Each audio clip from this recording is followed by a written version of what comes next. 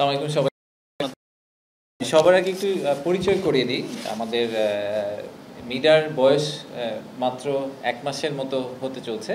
তো আমরা একদম যে রিক্রুটমেন্ট শুরু হয়েছে মিডার এখন মিডার মোট জনবল হচ্ছে আসলে 3। তার মধ্যে আমি একজন মিডার এক্সিকিউটিভ চেয়ারম্যান পজিশনে আছি। আমার সাথে ডান পাশে আছেন কমোডোর তানজিম ফারুক ভাই, উনি বাংলাদেশ নেভিতে আছেন, উনি একই সাথে মিডার মেম্বার হিসাবে আছেন। তো মিডার একই সাথে বাম দিকে যিনি আছেন আমাদের সারোয়ার হাসান ভাই, উনি বাংলাদেশ সরকারের এডিশনাল সেক্রেটারি, উনিও মিডার মেম্বার হিসেবে আছেন। তো মিডাতে সর্বমোট 3 জন মেম্বার আছে। যেভাবে মানে অর্গানাইজেশনটাকে দাঁড় করানো সেটা হচ্ছে যে চেয়ারম্যানের আন্ডারে 3 জন মেম্বার আছেন, আর তার নিচে মিডার ফুল অর্গানাইজেশন স্ট্রাকচার থাকবে। তো ফাইনাল স্ট্রাকচারটা কি হবে সেটা নিয়ে আমরা এখনো আসলে কাজ করছি। এটা one of our targets, 120 days, আগামী 120 দিনের মধ্যে এরকম একটা কিছু করে দিব। বাট এখন জনবল 3। এই 2 জন মেম্বার আছেন। তানজিম ভাই দেখবেন হচ্ছে everything related to sea. So সমুদ্র অঞ্চলে যা যা থাকবে, ডিপ সি পোর্ট, ফিশিং, এগুলো নিয়ে আমরা একটু পরে আপনাদের সাথে কথা বলবো, সেগুলো উনি দেখবেন। ইন্টার মিনিস্টেরিয়াল কোঅর্ডিনেশন এবং ওভারঅল অ্যাডমিনিস্ট্রেশন দেখবেন সাবর ভাই। আর তৃতীয় যে মেম্বার হবেন ওনাকে আমরা আসলে এখনো খুঁজছি। ওনার প্রাইমারি রেসপন্সিবিলিটি থাকবে আরবান প্ল্যানিং অ্যান্ড ডেভেলপমেন্ট। তো সেই কারণে আমরা আসলে চেষ্টা করব যে নন রেসিডেন্ট বাংলাদেশি যে আমাদের ওয়েল এক্সপিরিয়েন্স, তারা বড় ইনফ্রাস্ট্রাকচার প্রজেক্ট করে এসেছে ইঞ্জিনিয়ারিং ব্যাকগ্রাউন্ডে, হয়তো বিদেশে কোনো দেশে একটা শহর ফুল টাউনশিপ করার মতো তাদের এক্সপিরিয়েন্স আছে, এরকম কাউকে আমরা হয়তো বিদেশ থেকে নিয়ে আসার চেষ্টা করব। আমরা আমাদের যে প্রবাসী শক্তিটা আছে ওটাকেও কাজে লাগাতে চাই। তা আমি একটু প্রথম থেকে শুরু করি। মিডার জার্নিটার পয়েন্ট অফ ভিউ থেকে এটা 2014 সালে প্রথম কয়েন করা হয়েছিল আইডিয়াটা। বিগ বি বলে একটা প্ল্যান ছিল সেই প্ল্যানের আন্ডারে। তো সেইটার উপর বেস করে প্রথম 2018 সালে জাইকা, জাপানিজ আমাদের পার্টনার, ওনারা একটা ইনিশিয়াল আইডিয়া ড্রাফট করেছিলেন। তো সেটার উপর বেস করে সময়ের সাথে এটাকে এগিয়ে গিয়ে একসময় একটা ল্যান্ড অ্যালোকেশন প্ল্যান হয়েছে। বাট একটা সমস্যার মধ্যে আমরা সবসময় পড়ে গেছি, সেটা হচ্ছে যে এটাতে এত বড় একটা প্রজেক্ট, প্রায় 33,000 একর নিয়ে একটা প্রজেক্ট। সেই প্রজেক্টে অনেকগুলো মন্ত্রণালয় একসাথে কাজ করার কথা এবং অনেকগুলো ডিফারেন্ট ইন্ডাস্ট্রি এবং ডিফারেন্ট সেট আপকে নিয়ে কথা বলা হচ্ছে। তো এই ইন্টার মিনিস্ট্রিয়াল কোঅর্ডিনেশনের জায়গাটাতে একটা বড় ল্যাপস দেখা যাচ্ছিল। তো সেই ল্যাপসটাকে দূর করার জন্যই এবং যাতে প্রজেক্টটাকে আমরা খুব দ্রুত এগিয়ে নিয়ে যেতে পারি সেজন্য এই অথরিটিটাকে সেট আপ করা হয়েছে। এই অথরিটিটা হচ্ছে একদম আলটিমেট একটা অথরিটি যার ফাইনাল ডিসিশন হবে যে আসলে ল্যান্ড অ্যালোকেশন কী হবে, মাস্টার প্ল্যানে কী যাবে, আসলে আমাদের লং টার্ম ভিশনটা কী হবে সেটা নিয়ে। তো এই অথরিটিটা খুব রিসেন্টলি তৈরি করা হয়েছে। তো আমি যদি আমাদের লং টার্ম ভিশনটা থেকে শুরু করি যে আমরা আসলে কি করতে চাই, আমরা কি দেখতে চাই মিডাতে বা মহেশখালীতে আমরা আসলে কি দেখতে চাই। মহেশখালীতে আপনাদেরকে একটু ইমাজিন করতে পারতে হবে, কারণ আসলে এখন যদি আপনি ফিজিক্যালি যান দেখবেন একটা কোল ফায়ার পাওয়ার প্ল্যান্ট আছে, আপনি একটা মরুভূমির মতো একটা জায়গার মধ্যে দাঁড়িয়ে আছেন, আশেপাশে কিছু বন্টন দেখা যাচ্ছে, পানি দেখা যাচ্ছে। বাট আসলে মাতার বাড়িতে একটা ডিপ সি পোর্ট দেখা যাচ্ছে, বাট সেটাও আসলে ড্রেজিং কয়লা খালি বার্জগুলো আসা যাওয়া করে, মেইন পোর্টটা এখনো দেখা যাচ্ছে না। কিন্তু আপনাদেরকে ইমাজিন করতে পারতে হবে যে আজকে থেকে 20 বছর পরে 2055 সালের দিকে, এখন তো 30 বছর পরে, আজকে থেকে প্রায় 30 বছর সামনে গিয়ে জায়গাটা দেখতে কেমন হবে। তো অরিজিনালি যখন এটার মাস্টার প্ল্যান করা হয়েছিল বছর 5 আগে বা বিগত সরকারের সময়, তখন এটাকে একটা পাওয়ার হাব এবং একই সাথে একটা ডিপ সি পোর্ট হিসাবে প্রাইমারিলি চিন্তা করা হয়েছিল।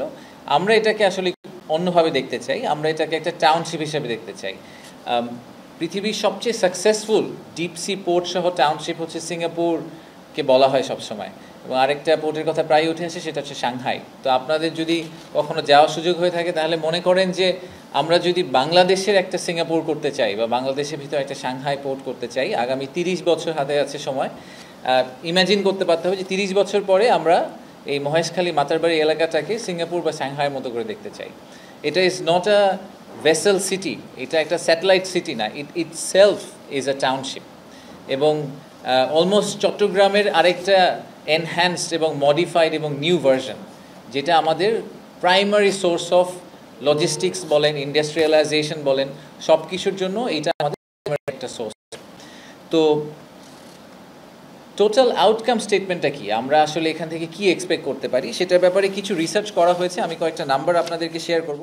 আপনাদেরকে এমনিতেও আমরা কিছু ডকুমেন্ট শেয়ার করেছি, বাট তারপরে আমি একটু জাস্ট খুব হাই লেভেলে যদি বলি যে প্রায় $150 বিলিয়ন মতো আমরা জিডিপিতে কন্ট্রিবিউশন এক্সপেক্ট করছি শুধুমাত্র এই জোনটা থেকে। এটাকে আমরা একটা কমার্শিয়াল হাব বলছি। সো আমি এখন থেকে কমার্শিয়াল হাব হিসেবে এটাকে যদি বলে ইউজ করি এই টার্মটাকে, যে এই কমার্শিয়াল হাব থেকে আমরা $150 বিলিয়ন জিডিপি কন্ট্রিবিউশন এক্সপেক্ট করছি, যেটার মধ্যে প্রায় 16 থেকে 18 বিলিয়ন ডলার হচ্ছে ইম্পোর্ট সাবস্টিটিউশন, যে আমাদের ফরেন কারেন্সিতে রিজার্ভে একটা সেভিংস হবে। আর একই সাথে আমরা আশা করছি যে লজিস্টিক্সে প্রায় 4 বিলিয়ন থেকে 6 বিলিয়ন ডলারের হবে, 60 থেকে 65 বিলিয়ন ডলারের টোটাল ইনভেস্টমেন্ট হবে। তার মধ্যে আমরা আশা করছি যে প্রায় $5 বিলিয়ন এফডিআই হিসেবে আসবে, বাকিটা আমরা লোকাল ইনভেস্টমেন্ট এক্সপেক্ট করছি। আর ফাইনালি প্রায় 1.5 লাখ লোকের কর্মসংস্থান ডিরেক্টলি আমরা এক্সপেক্ট করছি, ইনডিরেক্টলি সব মিলিয়ে প্রায় 25 লাখ লোকের কর্মসংস্থান আমরা আশা করছি এই এলাকা থেকে হবে। তো এটা এগেন আপনাদেরকে একটু সামনের দিকে তাকিয়ে চিন্তা করতে হবে। আমি জানি যে আমরা সবসময় আশা করি যে কালকেই কি হয়ে যাবে, বাট আমাদের এটা this is a beginning of a very very long term plan. But আমরা যদি এটাকে সফলভাবে করতে পারি, আসলেই বাংলাদেশের চেহারা বদলানোর জন্য সবচেয়ে বড় ইনগ্রেডিয়েন্ট হিসাবে আসলে এই মহেশখালী ইন্টিগ্রেটেড ডেভেলপমেন্ট এরিয়াটা করতে পারেন।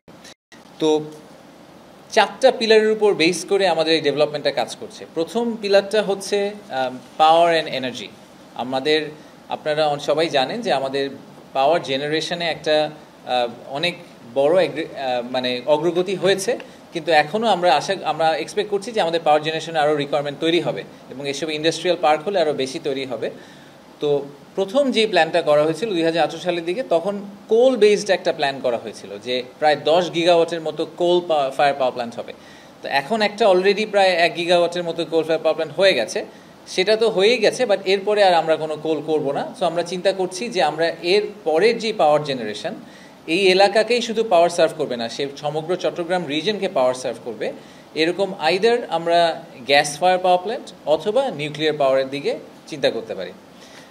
সোলার করার মতো আমাদের হয়তো এত হাই ভ্যালু ল্যান্ডে আমাদের জন্য লজিক্যাল নাও হতে পারে, যেহেতু এই জায়গাটা একেবারেই সমুদ্র বন্দরের পাশে, তাই আমরা কম জায়গা নিয়ে কিভাবে অনেক পাওয়ার জেনারেট করা যায় এই ধরনের পাওয়ার সোর্সের কথা চিন্তা করব। একই সাথে আপনারা এটাও দেখেছেন যে আমাদের একটা গ্যাসের বড় সংকট আছে। গ্যাসের বড় সংকটের একটা বড় কারণ হচ্ছে যে আমরা গ্যাস আসলে আমদানি করার মতো আমাদের ল্যান্ড পজিশনটাই নাই। আমরা 2টা এফএসআরইউ দিয়ে অপারেট করি, তো ল্যান্ড বেস 2টা এফএসআরইউর কথা আমরা এই মাস্টার প্ল্যানে রাখার চেষ্টা করছি। তার মানে যখন এই জিনিসটা চালু হয়ে যাবে তখন বাংলাদেশের গ্যাস আমদানির মূল কানেক্ট পয়েন্টটাই আসলে হবে মাদারবাড়ি মহেশখালীর এই অঞ্চলটা। সো এটা হচ্ছে আমাদের প্রথম পিলার, পাওয়ারের যে পিলার। দ্বিতীয় পিলার হচ্ছে ডিপ সি পোর্টের পিলার। ডিপ সি পোর্ট তো I think is self explanatory. আমাদের এখন যে পোর্টগুলো আছে সেগুলো সবগুলোই আমাদের আইদার রিভার পোর্ট অথবা যেখানে বড় জাহাজ আসতে পারে না,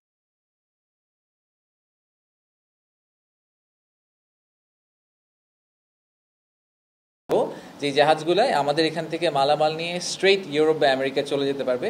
সো সিগনিফিকেন্টলি একটা কস্টিং সেভিংস আমরা এক্সপেক্ট করছি, এবং একই সাথে আমাদের যে টোটাল টাইম লাগবে আমাদের গুডস মুভ করার জন্য সেখানে একটা হিউজ অ্যাডভান্টেজ আমরা পাবো। তৃতীয় যে পিলারটা সেটা হচ্ছে ম্যানুফ্যাকচারিং।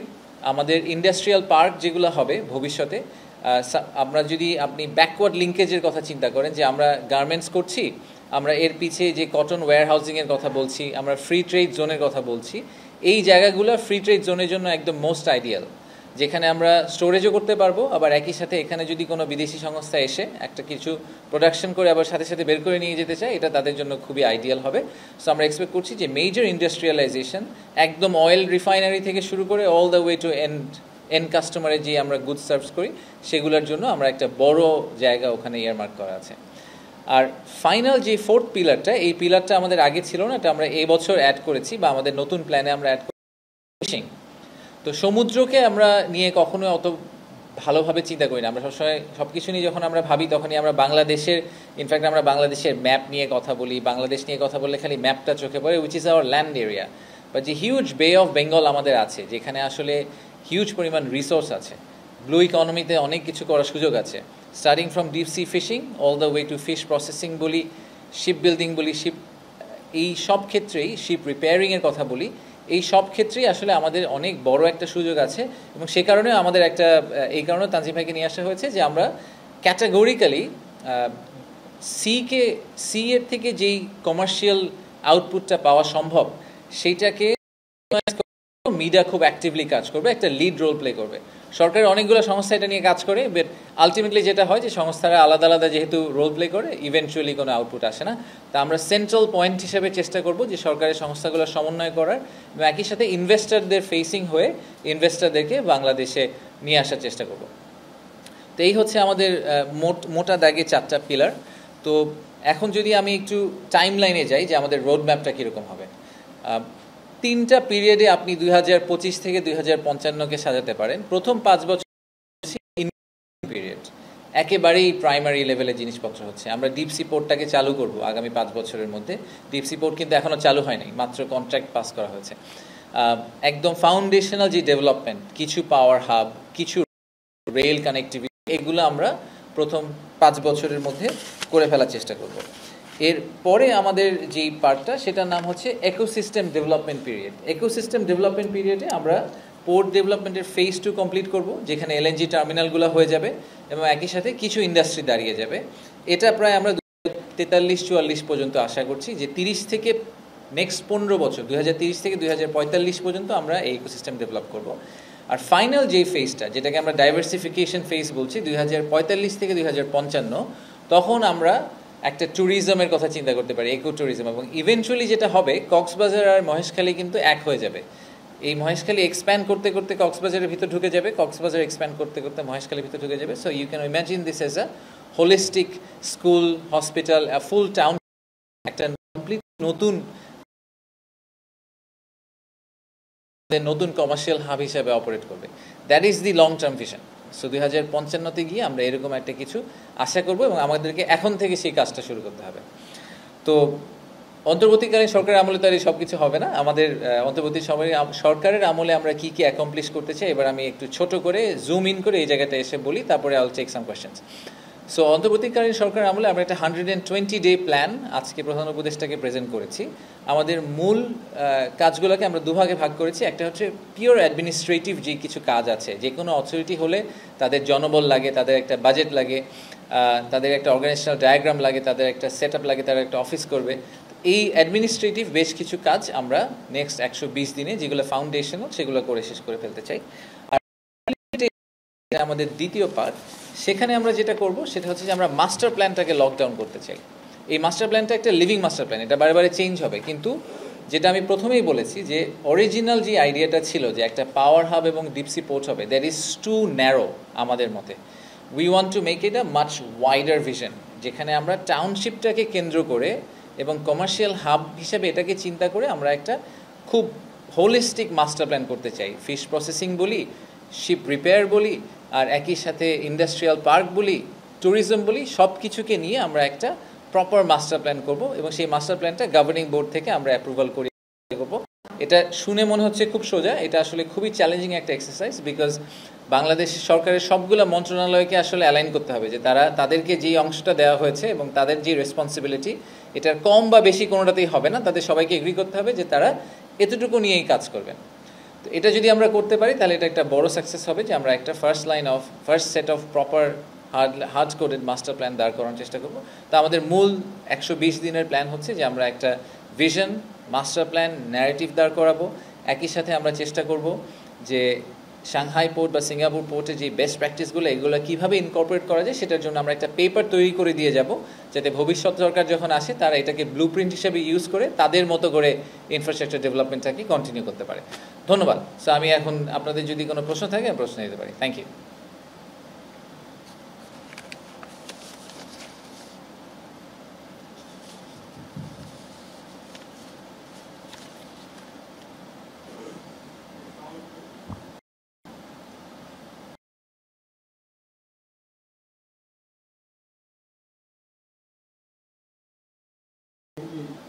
স্বপ্ন দেখাচ্ছেন, অনেক দূরের স্বপ্ন দেখতে আমরা ভালোবাসি। আসলে এই যে 30 বছর আমাদের তো অন্তর্বর্তী সরকার আছে আর মাত্র কয়েক মাস, ফেব্রুয়ারিতে একটা নির্বাচনের কথা বলা হচ্ছে।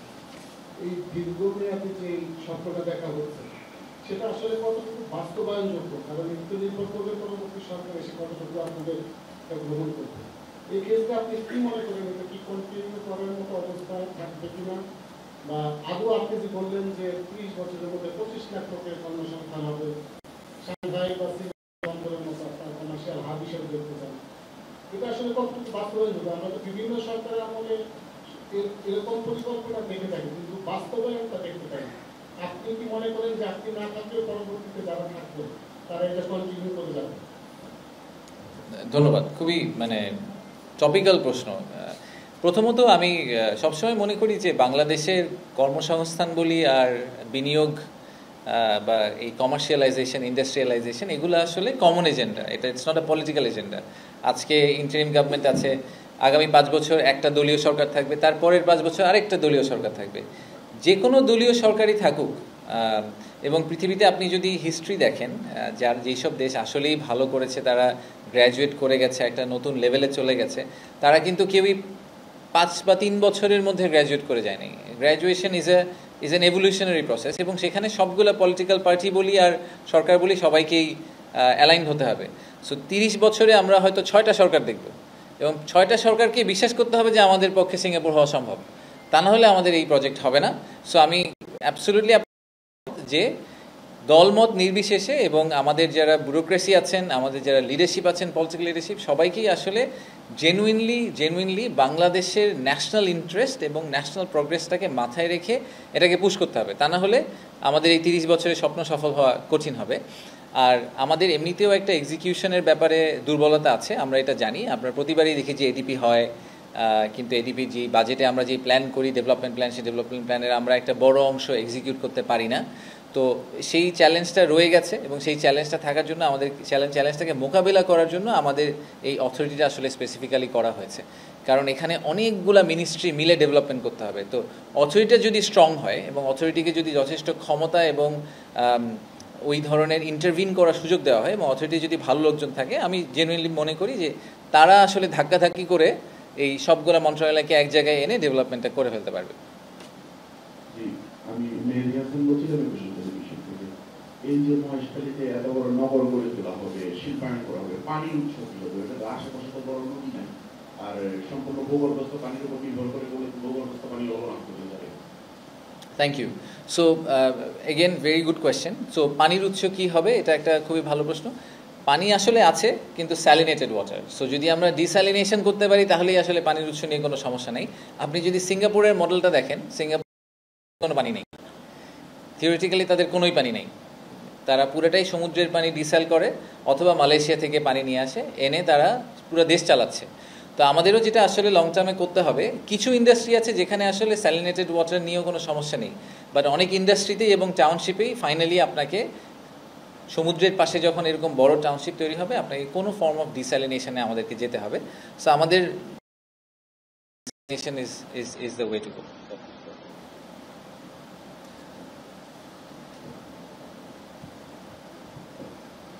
আমার নাম শেখ আব্দুল্লাহ, আমি তা বিজনেস স্ট্যান্ডার্ড করছিলাম। আমরা দেখলাম যে আপনি যখন দায়িত্বে দিলেন, তারপরে বাংলাদেশে যে ইকোনমিক জোন করা হচ্ছিল, সেখানে একটা অনেক বড় বেশি ভাবনা ভেবে ফেলেছে, যেটা তাদের ঠিক হয়নি, এবং সেটাকে ছোট করে দিয়েছে। বিগ বেলায় আপনি বলছেন যে আগের সরকার এটা আসলে ন্যারো করে চিন্তা করেছে, এটাকে আরো বড় করে চিন্তা করা দরকার। মানে এর পরের সরকার আপনার ভাবনাগুলোকে দিবাস্বপ্ন হিসাবে ভাববে কিনা, এটা আপনি ভেবেছেন কি? অ্যাবসলিউটলি, ওনারা আমার স্বপ্ন, আমার স্বপ্নকে, আপনার স্বপ্নকেও দিবা স্বপ্ন হিসেবে ভাবতে পারে। Everyone has the right two, আপনি আজকেও ভাবতে পারেন আমার স্বপ্ন দিবা স্বপ্ন, আগামী সকালে আসা দরকার নেই। দেখেন, আমি এক্সিকিউশনের কথাটা উনি বলেছেন, এই জন্য আমি বলি যে রোড ম্যাপ আসলে কখনোই বেশি ওয়াইড করলে আপনি বাংলাদেশে এক্সিকিউট করতে পারবেন না। যেই কারণে 100টা ইকোনমিক জোন 50 বছর পর হতেই পারে, কিন্তু আজকে বসে আমি যদি একই সাথে 100টা করার চেষ্টা করি, তাহলে একটা প্রবলেম। সো এই কারণে আমি ইকোনমিক জোন 100 থেকে কমে 5-এ নিয়ে এসেছি। এখানে আমি এইটাই বলছি যে 33,000 একরের যে জায়গাটা অরিজিনালি 2018 সালে প্ল্যান করা হয়েছিল, সেটা 33,000ই থাকুক। সেই জায়গাটাকে ইউটিলাইজেশন পয়েন্ট অফ ভিউ থেকে 10 গিগাওয়াটের পাওয়ার প্রোডাকশন না করে ওখানে 2 গিগাওয়াট পাওয়ার করে, why not use the remaining space for something else. So land ইউজটাকে আমরা ডাইভার্সিফাই করার কথা বলছি, আমি আসলে প্রজেক্টকে আর বড় করার কথা বলি নাই, প্রজেক্টটা আগের জায়গায় আছে কিন্তু ইউটিলাইজেশনটাকে আমি আর একটু ডাইভার্সিফাই করতে চাই। That is the view of the current leadership. Of course হতেই পারে আমরা একটা ভিশন দাঁড় করিয়ে দিয়ে চলে যাব, আমি এই জন্যই এটাকে বলেছি এটা living master plan, it can change. Of course ভবিষ্যতে যে লিডার আসবেন উনি যদি মনে করেন না ফিশ প্রসেসিংয়ে বাংলাদেশ আসলে যাওয়ার কোনো দরকার নেই, ফিশিং পিলারটাকে বন্ধ করে দেন, দরকার নেই, এটা ফিশিং নিয়ে আমাদের চিন্তা করা দরকার নেই, আমরা নদীর উপরে থাকি আর ল্যান্ডের উপর থাকি, সমুদ্রে আমাদের যাওয়ার দরকার নেই, they can obviously decide what they want to do. আমি আমার জ্ঞানে যতটুক ধরে এবং আমরা যে এক্সপার্টদের সাথে কথা বলছি তাদের পার্সপেক্টিভের বেস করে আমাদের যেটা রাইট মনে হচ্ছে সেই ভিশনটার উপর বেস করে আমি নেক্সট 120 দিনের কাজ করব। এরপরে যিনি লিডারশিপে আসবেন, যিনি এক্সিকিউটিভ চেয়ারম্যান হবে মিডার, উনি যদি একটু জাহাজটাকে একটু বায়ে চাপ ঘোরাতে চান, ডানে ঘোরাতে প্রোগ্রেস ইভলভস। আমি শিওর যে আমি এখন বসে এটা চিন্তাই করতে পারছি না যে 2055 সালে আসলে শিপিং ইন্ডাস্ট্রি কীভাবে কাজ করবে। হয়তো আমাদের এই ধরনের জাহাজই থাকবে না, সব জাহাজ হয়তো আসলে আর মানুষ চালাবে না, কম্পিউটার চালাবে। সো তখন খালি এত টাউনশিপ করে কিলাম, এটাও আপনি বলতে পারেন আসলে theoretically. So nobody knows how 2055 will look like, but we have to start from somewhere. So সেই জন্য আমরা একটা স্টার্টিং পয়েন্ট দাঁড় করানোর চেষ্টা করছি, this is our vision, it can change.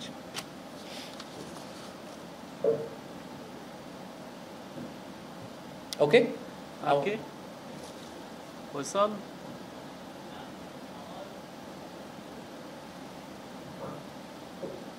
একটা জিনিস লক্ষ্য করি যে সেটা হচ্ছে যে ঢাকা শহরের আশপাশে যে আবাসিক এলাকাগুলো গড়ে ওঠার চেষ্টা করছে বেসরকারিভাবে, এই আবাসিক এলাকাগুলো কিন্তু সরকারের পক্ষ থেকে আমরা তার ঠিক প্রথগতির কারণে এগুলো হয়ে উঠছে না, মানুষ থাকার। তো আপনি কিভাবে এরকম একটা স্বপ্ন দেখছেন যে এত বড় একটা রোড ম্যাপ আপনি করবেন, এবং এটা করার ক্ষেত্রে আপনার কি কোনো ধরনের এই এক্সপিরিয়েন্সটা কি কোনো ধরনের কাজে লাগাবে কিনা, যে এটা দুদিন পরে আমলাতান্ত্রিক জটিলতার কারণে স্লো হয়ে যাবে না, এটা আপনি কিভাবে করতে চান এই প্রজেক্টটা? জি, থ্যাংক ইউ। সো প্রথমত হচ্ছে যে আমরা কি আমাদের যেই ডিসঅ্যাপয়েন্টমেন্টের জায়গাগুলো আছে সেই জায়গাগুলোর উপর বেস করে হতাশার জায়গা থেকে আমরা বলবো যে বাংলাদেশে কিছুই হবে না, থাক কিছু চেষ্টাই না করি, এটা একটা রাস্তা। আরেকটা রাস্তা হচ্ছে যে না ঠিক আছে, এই কারণে এই কাজগুলো ঠিকভাবে হয়নি, আমরা চেষ্টা করি যে ওই ভুলগুলো না করে কীভাবে আমরা সামনে যেতে পারি। যেরকম আমি সব অ্যাডভোকেসি করে আসছি প্রথম থেকেই যে আসলে এক্সিকিউশনে প্রাইভেট সেক্টরকে নিয়ে আসতে হবে। আপনি যদি সরকারকে দিয়ে সব কিছু বানাতে চান, আপনি এক্সপেক্ট করেন যে সরকারের লোকজন সব রাস্তাঘাট বানাবে, এটা করবে ওটা করবে, তাহলে আসলে ইভেনচুয়ালি প্রজেক্ট এক্সিকিউশন হবে না। কারণ তাদের অনেক সময়ই তাদের ওই প্রিন্সিপাল এজেন্ট প্রবলেমের মতো একটা ইস্যু তৈরি হয় যে তাদের যে মোটিভেশন বা তাদের এক্সিকিউশনের যে নেসেসিটিটা অত হাই না। যখনই আপনি প্রাইভেট সেক্টরকে নিয়ে আসবেন তখনই জিনিসটা একটু ডিফারেন্ট হয়ে যাবে। আমি একটা এক্সাম্পল হিসাবে আপনাকে বলি যে ওখানে যেই জেটিটা হচ্ছে, জেটিগুলা নিয়ে কাজ হচ্ছে, আমরা কিন্তু চেষ্টা করছি যে জেটি এবং পোর্ট ডেভেলপমেন্টটা আসলে প্রাইভেট সেক্টরকে দিয়ে করাতে, ইনস্টেড অফ সরকার নিজে গিয়ে জেটি বানাবে, নিজে গিয়ে বিএডব্লিউটিএ জেটি বানাবে, করার দরকার নেই। There is enough private sector players যারা খুবই হ্যাপিলি জায়গাটা লিজ নিয়ে জেটিটা তৈরি করে দেবে। জেটি তৈরি হয়ে গেলে কিন্তু এখানে শুধু তার জাহাজ ভিড়বে না, অন্য কোম্পানির জাহাজও, আমাদের ওভারঅল কমার্শিয়ালাইজেশন তৈরি হয়ে যাবে। সো আমরা একটু চেষ্টা করব ফাস্ট ট্র্যাক করার বাই মোর এফিশিয়েন্ট ওয়ে। চ্যালেঞ্জটা থেকেই যায়, আমি একদমই ডিনাই করি না যে আমাদের দেশের, ইনফ্যাক্ট সরকারের না, আমাদের দেশের একটা বড় চ্যালেঞ্জ হচ্ছে কী করতে হবে, এটা আমরা সবাই মোটামুটি মোটা দাগে বলতে পারবো। আমি শিওর যে আপনাদেরকে দেশের ইকোনমিতে কী চেঞ্জ করা দরকার, দেশের এমপ্লয়মেন্ট দূর করার জন্য কোন 5টা জিনিস করতে হবে, এটা আপনারাও জানেন, আমিও জানি, এটা নিয়ে প্রচুর লেখালেখি হয়।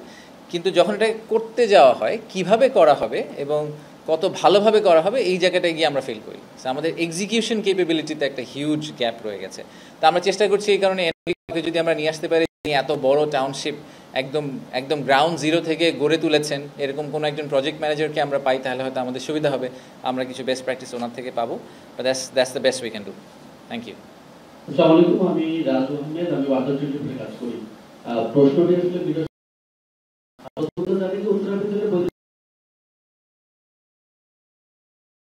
সেই ঘটনায় এই বৈদেশিক বিনিয়োগের পরিমাণ কমবে কিনা এরকম আশঙ্কা করছে কিনা বিটা চাকরি? কোন ঘটনার কথা বলছেন ভাই? প্রতিদিন তো অনেকগুলো ঘটনা। গতকাল শ্রমিকের আন্দোলনে আইনশৃঙ্খলা রক্ষাকারী বাহিনীর গুলিতে একজন নিহত হয়েছে, শ্রমিক নিহত হয়েছে, এবং আজকে সেটি বন্ধ ঘোষণা করে দেওয়া হয়েছে। তো এই উত্তরের ভিত্তিতে তো বিদেশি বিনিয়োগ অনেক বেশি, সেই থেকে বিটা চাকরি কি মনে করছে যে আগামীতে এই বৈদেশিক বিনিয়োগ আসলে বাধাগ্রস্ত হতে পারবে, এই ঘটনাকে পুঁজি করে কোনো আশঙ্কা তৈরি হবে কিনা, কি মনে করেন? যে কোনো ধরনের আনরেস্ট, সেটা শ্রমিকদের সাথেই হোক, অ্যান্ড ভেরি আনফর্চুনেট যে একজন মারাও গেছেন, যে কোনো ধরনের আনরেস্ট আসলে আপনার বিনিয়োগের গতিকে স্লো করে দিতেই পারে। স্পেশালি অ্যাটলিস্ট যদি আমরা খুব ক্লিয়ারলি ওনাদেরকে এই কথাটুকু এক্সপ্লেইন করতে না পারি যে কেন এই ধরনের ইনসিডেন্ট হলো এবং এটাকে প্রতিহত করার জন্য ভবিষ্যতে আমরা কি করব, এটা যদি আমরা ঠিকভাবে না বলতে পারি তাহলে এই প্রবলেমটা থেকে যাবে। সো সেটা আমরা কিন্তু, আপনি যদি এফডিআই এর ট্র্যাকটা দেখেন গত জুন জুলাই থেকে, আপনি দেখবেন যে জুলাই আগস্ট সেপ্টেম্বরে একটা বড় ডিপ হয়েছিল এফডিআইতে। তারপরে যখন আমরা অক্টোবর নভেম্বর ডিসেম্বর থেকে স্লোলি ইকোনমি রিকভার করা শুরু করলো, এফডিআইটা আবার ব্যাকট্র্যাক করা শুরু করলো, রাইট? করে করে এখন আমরা একটা নাম্বারে চলে আসছি যেটা আগের গত বছরের এই সিমিলার টাইমের তুলনায় অনেক বেশি।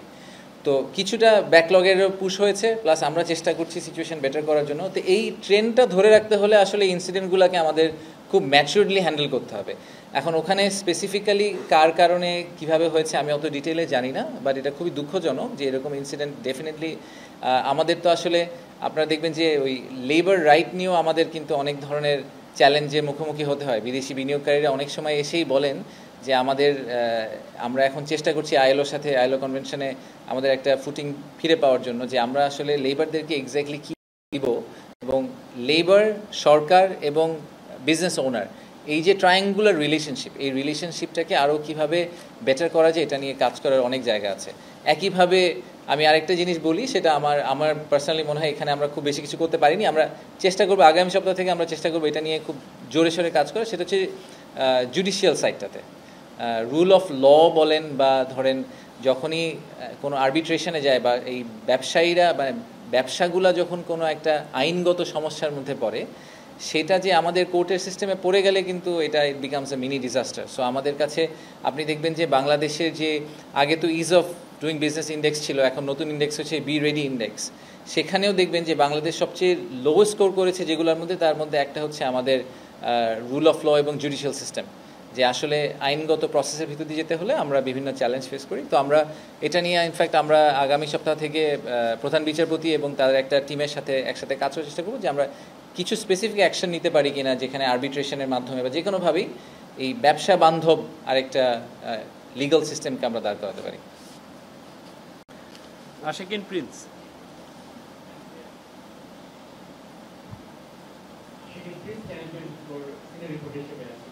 কিছুদিন আগে পত্রিকায় খবর বেরিয়েছে যে থার্ড টার্মিনাল যেটি চালু হওয়ার কথা ছিল, জাপানিজ কনসোর্টিয়াম অন্তর্বর্তী সরকারের সাথে সাইন করছে না। তো এই বিষয়টা নিয়ে সরকারের বক্তব্য। এটা তো মনে হয় বশির ভাই জাস্ট খুব রিসেন্টলি একটা বক্তৃতা দিয়েছেন আপনাদেরকে।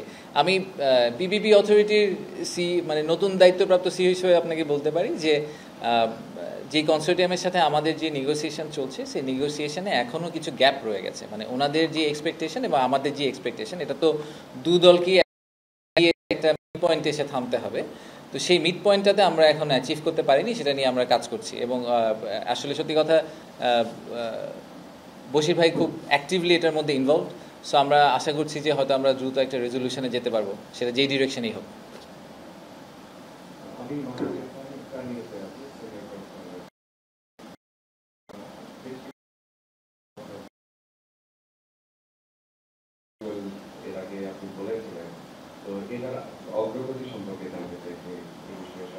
আচ্ছা, মিলিটারি ইন্ডাস্ট্রিয়ালাইজেশন নিয়ে আমাদের প্রাইমারি ফোকাসটা হচ্ছে একটা লোকেশন পিন ডাউন করা, কিন্তু আসলে মোটামুটি সহজ। আমি আগে ভাবতাম যে সরকারের বাংলাদেশে মনে হয় ব্যবসা করার জন্য বা ইন্ডাস্ট্রিয়ালাইজেশনের জন্য যথেষ্ট পরিমাণ জমি নেই, কিন্তু সরকারের বেসিকেশন থাকার পর আমার এখন রিয়েলাইজেশন সরকারের অনেক জমি আছে। সো জমিটা ইজ নট দি ইস্যু, বা দি area is not the issue. যেখানে আসলে মেজর ইন্টারভেনশন লাগবে সেটা হচ্ছে পলিসি। তো আমরা এখন প্রাইমারিলি পলিসি নিয়ে কাজ করছি, যে পলিসিগতভাবে কোন কোন জায়গায় ইন্টারভেন্ট করতে হবে, এবং দ্বিতীয় পার্টটা হচ্ছে যে কাঠামোগতভাবে স্ট্রাকচারালি। কারণ আপনি যদি টার্কির এক্সাম্পল দেখেন, যারা 2003 থেকে লাস্ট 20 বছরে হঠাৎ absolutely from nowhere they have become a big industrial force, তারা কিন্তু একটা স্ট্রাকচারাল ফ্রেমওয়ার্ক তৈরি করেছে যে কিভাবে একাডেমিয়া, প্রাইভেট সেক্টর, মিলিটারি সবাইকে এক জায়গায় এনে একসাথে অপারেট করা সম্ভব। সেটা আবার একটা তাদের ওভারসিং বডিও আছে। আমাদের এগুলো কিছুই নাই। তো তো আমাদেরকে আসলে ওই স্ট্রাকচারটা তৈরি করতে হবে এবং পলিসিটা রেডি করতে হবে, তারপরে আমরা লোকেশন পিন ডাউন করা is question of a weeks, so that's much easier. তো আমরা এখন আসলে ওই পলিসি লেভেল নিয়ে কাজ করছি, so we can very clearly agree সরকারের মধ্যে যে আমরা এটা কীভাবে করবো। আমার টপিক পরিমাণে কাজ করি। আমার প্রশ্ন হচ্ছে মাতারবাড়ি মহেশখালীতে অনেক মেগা প্রজেক্টের কাজ হচ্ছে, সেখানে একাধিক সরকারি সংস্থা বা কর্তৃপক্ষ এনগেজ আছে, যেমন এখানে ইকোনমিক জোন অথরিটি বেজার স্টেক আছে, এখানে বোধহয় চট্টগ্রাম বন্দর কর্তৃপক্ষ আছে। তো মাইডার ভূমিকাটা এখানে কি ছিল? ওগুলা কি মাইডার কাছে হস্তান্তর করা হবে এরকম কিছু, নাকি মাইডার অধীনে থেকেই তারা তাদের মতো পরিচালনা করবে? আমাদের কাজ হচ্ছে রেফারির মতো, খেলাটা আসলে প্লেয়ারকে খেলতে হবে। সো আমার এক্সপেকটেশন হচ্ছে যে আমরা রুলটা সেট করে দিব, আমরা টেরিটরি মেক করে দিব, আর যদি এরকম হয় যে তাদের মধ্যে কোনো ধরনের দ্বিমত আছে, সেই দ্বিমতটা আমরা রিজলভ করে দিব, যে বলবো যে না আসলে পাওয়ার বা এনার্জি আপনাদের ল্যান্ড অ্যালোকেশন এখানেই এবং এতটুকুই হতে হবে। ফর এক্সাম্পল আমাদের সিকিউরিটির পয়েন্ট অফ ভিউ থেকে ধরেন বাংলাদেশ নেভি বা কোস্ট গার্ডের হয়তো একটা জায়গা লাগবে, এখন কি পরিমাণ জায়গা লাগবে, কতটুকু জায়গা লাগবে, কতটুকু আমরা জোনের মধ্যে তাকে অ্যালোকেট করতে পারবো, এই ডিসিশনটা আমরা আমাদের অথরিটি লেভেল থেকে দিব, বা তারপরে actual development of that space is completely up to that agency.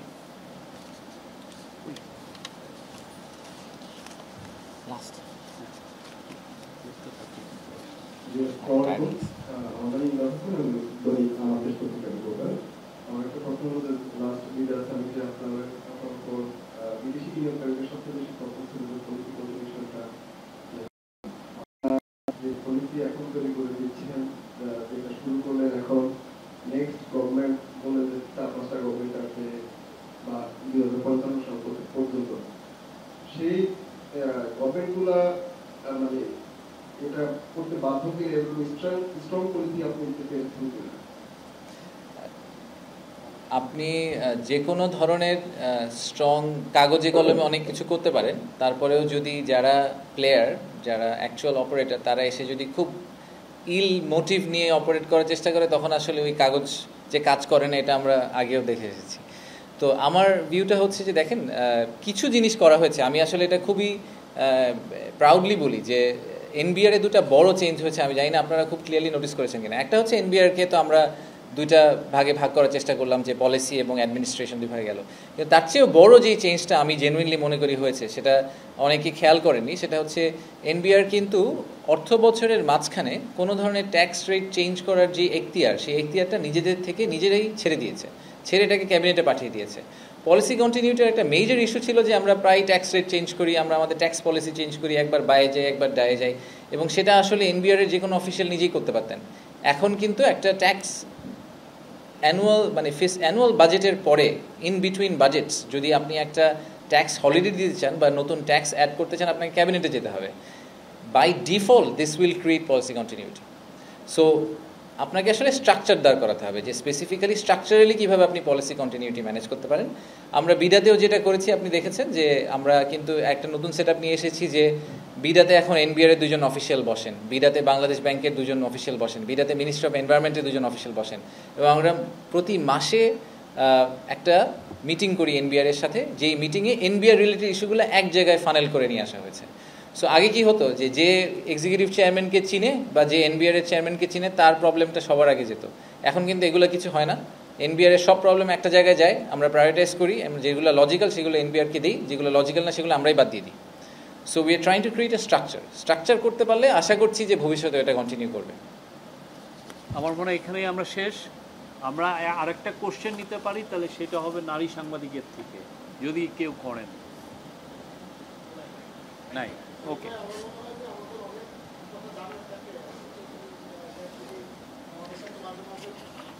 না, উনি আসবেন, আমরা প্রতি মাসে ওনার একটা অর্গানাইজ করব। মানে আমি জানি এটা মিডিয়া থেকে আমার রেগুলার মানে আপনাদের এগেন ফর্ম অফ ডিসঅ্যাপয়েন্টমেন্ট আমি বলবো, যে আমি যথেষ্ট পরিমাণ সময় দিতে পারি না।